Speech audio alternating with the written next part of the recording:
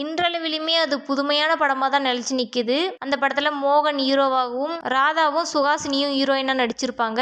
அந்த படம் மிகப்பெரிய வெற்றி அடைஞ்சது. அந்த படம் தாங்க கோபுரங்கள் சாய்வதில்லை அப்படின்ற படம். இந்த படம் மணிவண்ணன் முதல்ல டைரக்ஷன் பண்ண படம். அதுவும் அவரே ஸ்டோரி எழுதி டைரக்ஷன் பண்ண படம். அடுத்தது 1983 3 படங்கள் டைரக்ஷன் பண்ணுறாரு. ஜோதி இந்த படம் சுமாரான படம். அடுத்தது வீட்டில் ராமன் வெளியில கிருஷ்ணன் இந்த படம் வெற்றி படம். அடுத்தது இளமை காலங்கள் இந்த படமும் வெற்றி படம். அடுத்து 1984 6 படங்கள் டைரக்ஷன் பண்ணியிருக்கிறாரு. குவா குவா வாத்து இந்த படம் ஒரு சுமாரான படம். அடுத்த 100வது நாள் இந்த படம் வெற்றி படம்.